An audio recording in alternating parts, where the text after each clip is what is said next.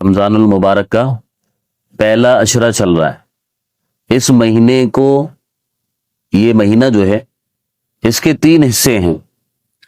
پہلا حصہ ہے رحمت کا، اور دوسرا حصہ ہے مغفرت کا، اور تیسرا حصہ ہے جہنم سے خلاصی کا، جہنم سے چھٹکارے کا۔ تو اس کا جو پہلا حصہ چل رہا ہے، اس حصے میں کون سی دعا ہمیں پڑھنی چاہیے، اللہ سے ہمیں کس دعا کے ساتھ اللہ سے ہمیں مانگنا چاہیے کہ اللہ تعالی ہم پر رحم فرما دے، اللہ ہم پر رحمت کی بارش برسا دے، اللہ ہمارے ساتھ خاص معاملہ فرما دے۔ اس کے لیے جو پہلے اشرے میں پڑھی جانے والی دعا ہے وہ ہے رب اغفر وارحم وانت خیر الراحمین۔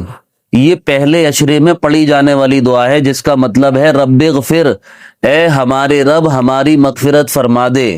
کیا ہے؟ ہماری مغفرت فرما دے۔ رب اغفر وارحم، اور ہم پر رحم فرما، وانت خیر الراحمین، اور آپ ہی سب سے بہتر رحم فرمانے والے ہیں۔ تو اللہ سے زیادہ رحم فرمانے والی ذات کوئی نہیں ہے، اور اگر اللہ نے جس پر رحم فرما دیا اس کی دنیا بھی بن جائے گی انشاءاللہ، اور اس کی آخرت بھی بن جائے گی۔ تو اللہ کا رحم تو یہ ہے، جب کوئی پیسے والا، کوئی سرمایہ دار، کوئی افسر اور کوئی کرسی والا کسی کے ساتھ خاص تعلق اس کا ہو جائے، اور وہ کوئی کام پڑے اور اس کے کام آ جائے، تو اس کے بہت سارے کام آسانی سے ہو جانے لگتے ہیں۔ کوئی پوچھے یار تمہارا فلاں کام کیسے ہو گیا، کہ فلانے سے میرے تعلقات اس لیے ہو گیا۔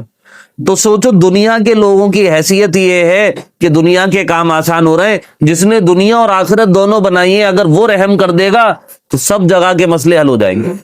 تو اس لیے ہم اس دعا میں اللہ سے رحم کی گہار لگا رہے ہیں کہ اللہ رحم فرما دے، ہم پر رحمت کا معاملہ فرما دے۔ تو اس لیے جو ہے اس دعا کا خاص اہتمام کریں گے انشاءاللہ۔ یاد نہیں ہو پھر پوچھیں، بار بار پوچھیں، تاکہ یہ دعا یاد ہو جائے، اور جو ہمارے پاس جتنے دن باقی ہیں اتنے دنوں میں ہم خوب اللہ سے اس دعا کو مانگیں۔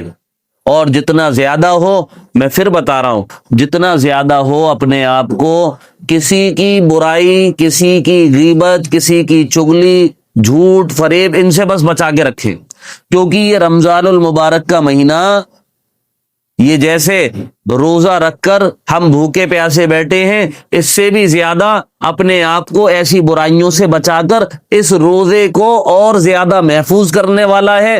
گناہوں سے بچانا، اور اس روزے کو اللہ زیادہ اجر تب دے گا جب ہم گناہوں سے بچیں گے۔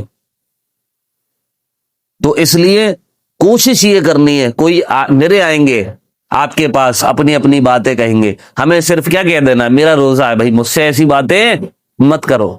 غیر رمضان میں کر لیتے اتنی، تو ابھی تو مت کرو، ابھی چھوڑ دو، جانے دو۔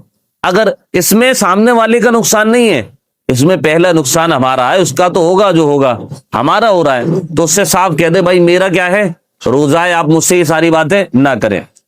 پہلی چیز یہ، تو انشاءاللہ پھر اس روزے کا فائدہ ہوگا، کیونکہ دیکھو زندگی کی باغ ڈور کس کی کتنی ہے کچھ پتہ نہیں ہے۔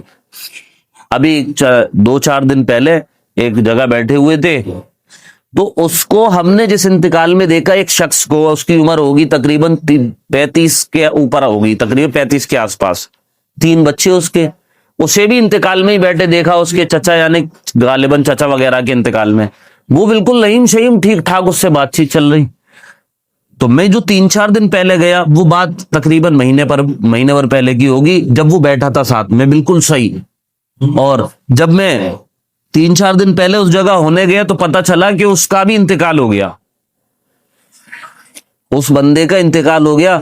تو یقین نہیں آ رہا تھا، سمجھو بالکل پاس بیٹھا ہوا بندہ، لہیم شہیم، کوئی کمی نہیں، اور حشاش بشاش، اور بالکل اپنے بارے میں خیر خیریت دے رہا، اپنے کاروبار کی سب کچھ بتا رہا، اور یہاں تک کہ اس میں جو ایک نشاط ہوتی ہے کہ میں ایک دم ڈیل ڈول والا ہوں، لمبا چوڑا ہوں، وہ بھی دکھ رہی تھی۔ ایک لمبا چوڑا ہو، تھوڑا جھکا ہوا سا ہو، لیکن وہ ایک دم تھوڑی سی اندر جیسے اکڑ سی، مطلب بھاری پن کی ہوتی ہے، وہ بھی تھی، سب بالکل ٹھیک ٹھاک۔ لیکن جیسی اس کی خبر سنی تو یقین نہیں آ رہا، میں نے کم سے کم 2-3 بار پوچھا کہ فلاں کا واقعی انتقال ہو گیا کہ ہاں، بہرحال اسے جانا تھا اور چلا گیا۔